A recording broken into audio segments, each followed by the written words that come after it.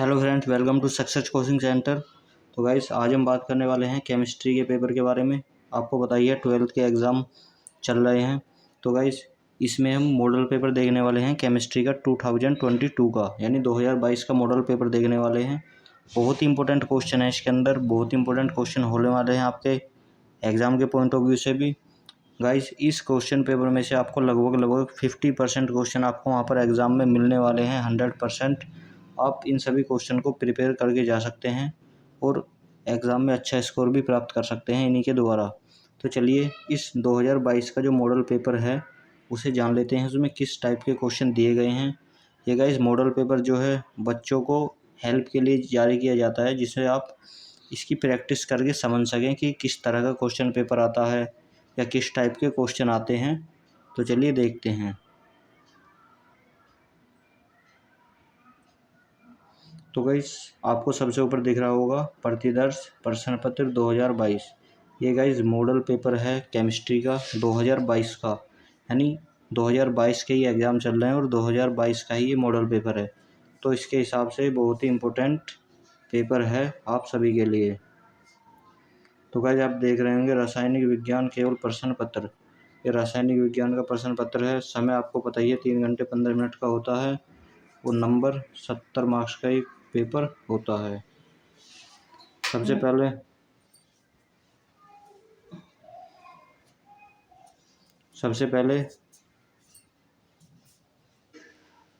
तो सबसे ऊपर आपको दिख रहे होंगे निर्देश। तो ये कुछ निर्देश होते हैं जिनका आपको पालन करना होता है, यानी सभी या प्रश्न अनिवार्य हैं। इस टाइप से जो निर्देश हैं ये सभी आपको पहले पढ़ने होते हैं एग्ज़ाम में। आपको इनके लिए 15 मिनट दिए जाते हैं। प्रारंभ के 15 मिनट परीक्षार्थी को प्रश्न पत्र पढ़ने के लिए निर्धारित हैं। सभी प्रश्न अनिवार्य हैं। प्रत्येक प्रश्न के निर्धारित अंक उसके सामने दिए गए हैं। गणनात्मक प्रश्नों में गणना के समक्ष पद दीजिए, यानी जो भी न्यूमेरिकल प्रश्न है उसमें आपको सभी पद सोल्व करने हैं। प्रश्नों के प्रासंगिक उत्तर दीजिए, यानी प्रश्नों के क्लियर पॉइंट टू पॉइंट उत्तर देने हैं। जो क्वेश्चन पूछा गया है उसी का आपको आंसर लिखना है। ऐसा नहीं है कि क्वेश्चन आपसे कुछ पूछा गया और आंसर आप कुछ और दे रहे हैं। और सभी जो क्वेश्चन है उनको एग्जाम्पल सहित आपको यहाँ पर आंसर देंगे, तो आपके मार्क्स बहुत ही अच्छे आपको मिलेंगे। नेक्स्ट, जहाँ आवश्यक हो वहाँ रासायनिक समीकरण भी देनी है और उदाहरण भी देने हैं। तो चलिए क्वेश्चन नंबर फर्स्ट देख लेते हैं।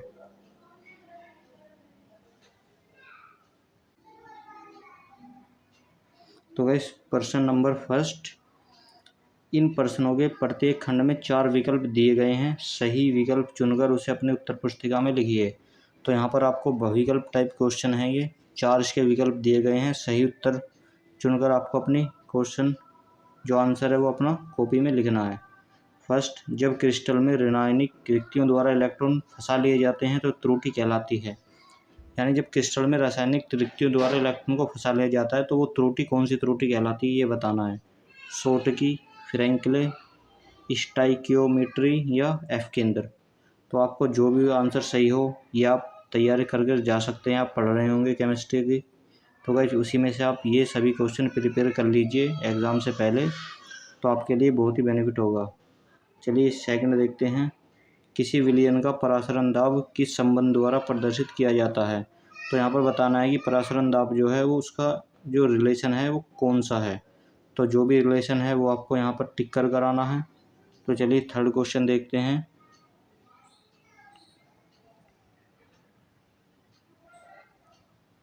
थर्ड क्वेश्चन है हमारा विशिष्ट चालकता की इकाई। यहाँ पर हमें विशिष्ट चालकता की इकाई बतानी है। चारों में से जो भी हो वो आपको यहाँ पर लगा कर आना है। नेक्स्ट देखते हैं फोर्थ।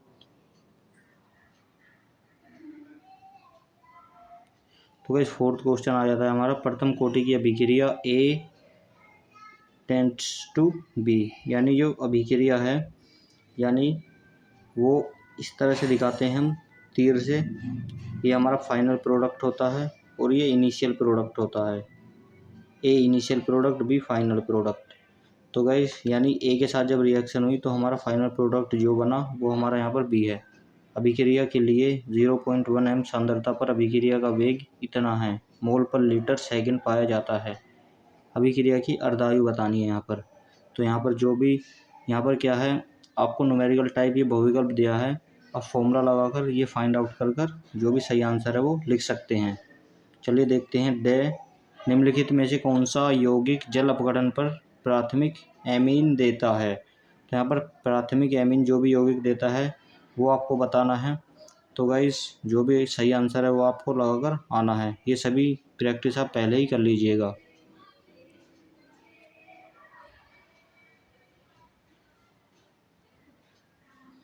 नेक्स्ट देखते हैं गाइस, मौलिक परीक्षण द्वारा निम्न में से किस यौगिक की पहचान की जाती है। यानी जो मौलिक परीक्षण है उसके द्वारा किस यौगिक की पहचान की जाती है वो यहाँ पर हमें बताना है। नाइट्रिक यौगिक की, या एमिनो की, या शर्करा की, या प्राथमिक एल्कोहल की। नेक्स्ट देखते हैं गाइस 2 क्वेश्चन नंबर सेकंड। तो गाइस क्वेश्चन नंबर सेकंड का क्या है। एक तत्व की कोष्ठिका की संरचना अंतः केंद्रीय घन यानी BCC है। कोष्ठिका के कोर की लंबाई दे दी है उसने 288 pm तथा तत्व का घनत्व दे दिया है 7.2 ग्राम पर सेंटीमीटर क्यूब। ज्ञात कीजिए कि 208 ग्राम तत्व में कितने परमाणु होंगे। यहाँ पर हमें बताना है कि 208 ग्राम में कितने परमाणु होंगे उस तत्व के। तो ये गाइस न्यूमेरिकल टाइप क्वेश्चन है। इसमें एक थ्योरेटिकल और एक न्यूमेरिकल जोड़ दिया है और ये 2 नंबर का यहाँ पर क्वेश्चन बन गया है। तो चलिए देखते हैं ख किस तरह का क्वेश्चन है वो देखते हैं।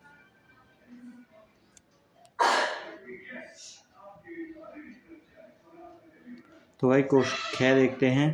1 ग्राम विद्युत अपघट्य को,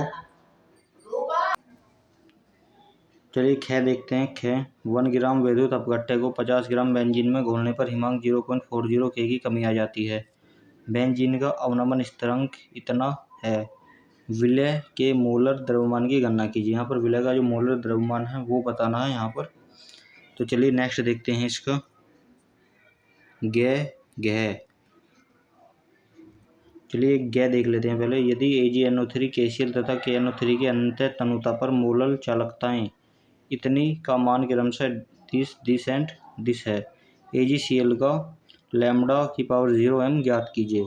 तो यहाँ पर ये क्वेश्चन भी न्यूमेरिकल टाइप है, आप कर सकते हैं। नेक्स्ट देखते हैं गाइस, बहुअणुक तथा वृद्धाणुक कोलॉइडों में अंतर उदाहरण सहित बताइए। इसमें क्या करना है गाइस, इनमें अंतर बताना है एग्जाम्पल सहित। तो ये 2 नंबर का क्वेश्चन हो जाता है क्योंकि एक का ये और एक का ये, ठीक है। इनके एग्जाम्पल भी देने हैं और इनमें डिफरेंस भी बताना है।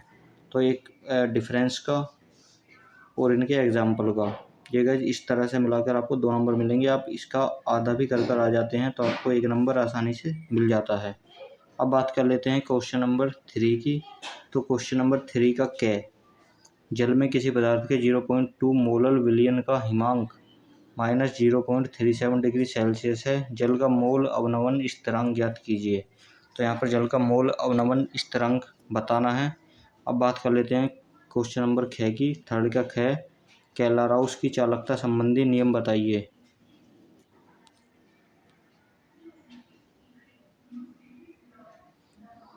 कैलाराउस की चालकता संबंधी नियम लिखिए, इसके विभिन्न अनुप्रयोगों को समझाइए।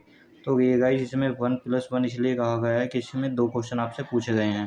पहला तो कैलाराउस की चालकता संबंधी नियम और सेकंड इसके अनुप्रयोग। तो यहाँ पर आप एक भी कर देते हैं तो आपको 1 नंबर मिल जाएगा। नेक्स्ट देखते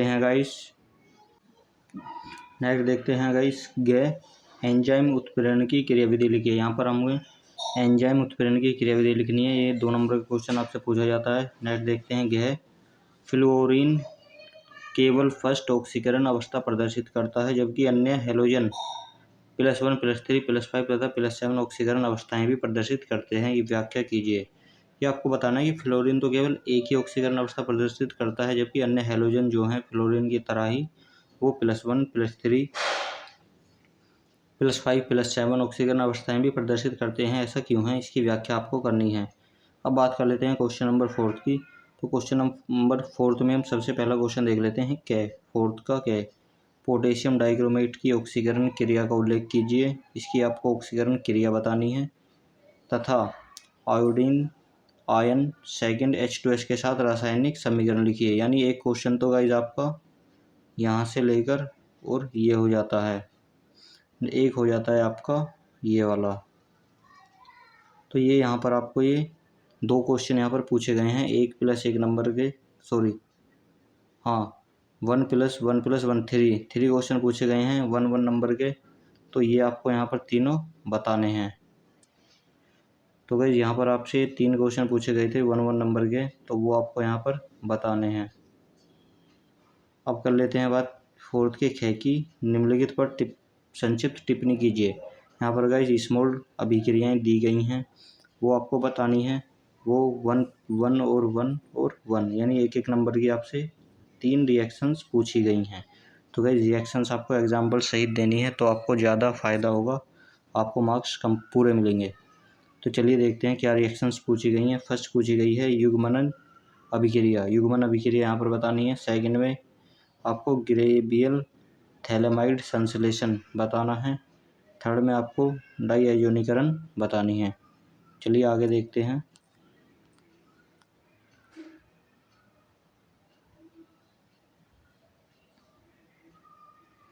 इसी तरह से यहाँ पर गाइस ग में 4th के ग में पूछा गया है। First bakelite, second polyester, third Teflon बनाने की रासायनिक समीकरण एवं उपयोग लिखिए। यानी इन सभी के आपको रासायनिक समीकरण और इनके उपयोग यहाँ पर दोनों आपको यहाँ पर लिखने हैं। तो आपको तीनों के लिए यानी बेकेलाइट, पॉलिस्टर और टेफ्लॉन तीनों के लिए 1+1+1 यानी तीनों के लिए 1 मार्क्स दिया जाएगा। तो टोटल 3 नंबर का क्वेश्चन है ये।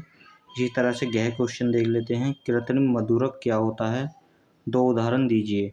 यानी आपको 1 मार्क्स इस क्वेश्चन के लिए, सेकंड इसके एग्जाम्पल के लिए, और थर्ड आपको मधुमेह के रोगी के लिए बनाई जाने वाली मिठाइयों में प्रयुक्त मधुरक का नाम बताइए, इसके लिए मिलेगा। इसी तरह से यहाँ पर 1+1+1 इसी तरह से यहाँ पर इसे डिवाइड किया गया है। यानी फर्स्ट कृत्रिम मधुरक क्या होता है, सेकंड उसके 2 उदाहरण, यानी 1 नंबर इसके लिए, दूसरा इसके लिए और तीसरा इस पूरे इसके लिए। इस तरह से यहाँ पर इसे डिवाइड किया गया है। नेक्स्ट देख लेते हैं क्वेश्चन नंबर 5। तो क्वेश्चन नंबर 5 आपको 4 नंबर का होता है, 4 मार्क्स का। तो 5 का क्या देख लेते हैं। वेग स्थिरांक पर ताप का क्या प्रभाव पड़ता है। फर्स्ट आपको ये बताना है। ये 1 नंबर का क्वेश्चन हो जाएगा आपका यहाँ तक। उसके बाद आपको न्यूमेरिकल दिया गया है, ये 3 नंबर का न्यूमेरिकल हो जाएगा। तो टोटल मिलाकर यहाँ पर 4 नंबर का क्वेश्चन ये हो जाता है। किसी अभिक्रिया के 500 के 700 के केल्विन पर वेग स्थिरांक क्रमशः 0.025 (10⁻⁻1) तथा 0.07 (10⁻⁻1) है। संक्रमण ऊर्जा एवं आर्सेनिक गुणन की गणना कीजिए। तो यहाँ पर गाइज आपको ये यहाँ पर कंप्लीट करके देना है। तो ये आपका 4 नंबर का यहाँ पर क्वेश्चन हो जाएगा। तो चलिए नेक्स्ट क्वेश्चन देखते हैं। 5 का ख।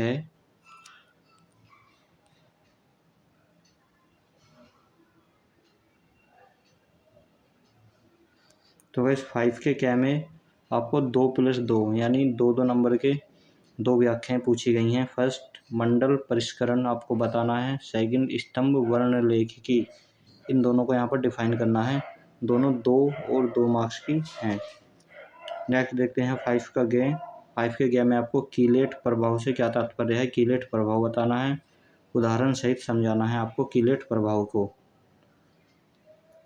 नेक्स्ट क्रिस्टलीय क्षेत्र सिद्धांत के आधार पर संकुल डैश के बैंगनी रंग की व्याख्या कीजिए। ये भी गाइज यहाँ पर आपको कीलेट प्रभाव बताना है। ये 2 मार्क्स का क्वेश्चन है।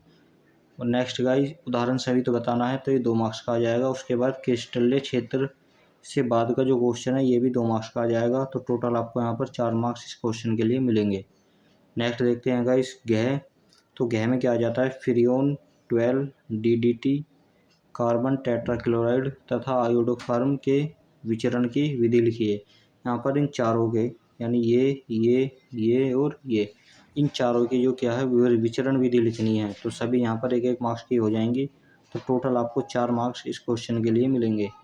अब बात कर लेते हैं क्वेश्चन नंबर 6 की। क्वेश्चन नंबर 6 का क्या है। तो क्वेश्चन नंबर 6 का क्या देख लेते हैं।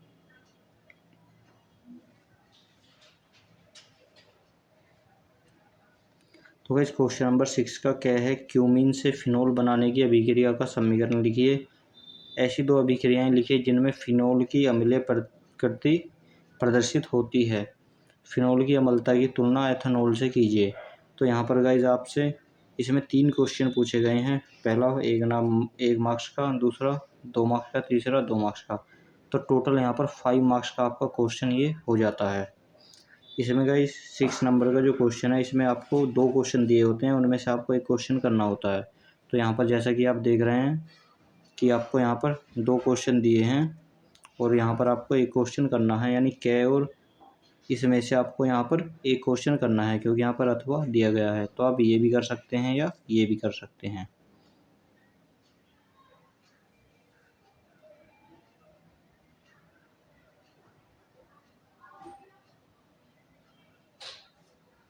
इसकी जो अभिक्रियाएं हैं जो आपको प्राप्त करनी है वो नीचे दी गई हैं, वो आप यहाँ से देख सकते हैं।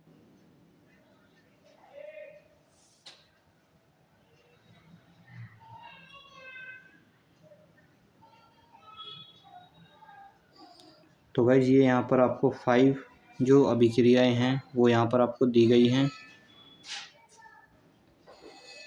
यहाँ पर आपको 5 अभिक्रियाएं दी गई हैं क्वेश्चन नंबर 6 के कै में। और वहाँ पर आपको कै में दो क्वेश्चन दिए गए थे, फर्स्ट और सेकंड। तो आप दोनों में से एक कर सकते हैं। उसी तरह से 6 का कै, ये भी क्वेश्चन नंबर 6 का कै। अब इसकी बात कर लेते हैं। यहाँ पर भी आपको 2 क्वेश्चन शायद दिए गए हैं।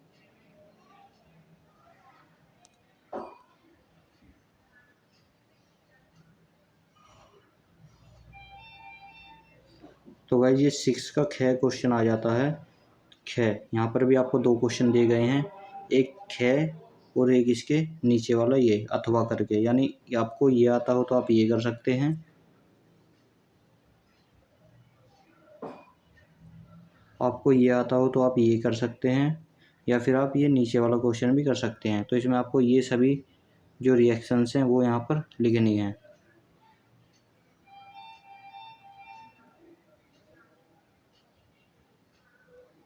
या फिर आप ये वाला क्वेश्चन यहाँ पर अटेम्प्ट कर सकते हैं, यदि आपको ऊपर वाला नहीं आता हो। प्रोपेनेल और प्रोपेनोन, यहाँ पर इनके रासायनिक परीक्षण लिखने हैं और इनमें विभेद करना है। तो ये भी गाइस 5 मार्क्स का आपका क्वेश्चन हो जाता है।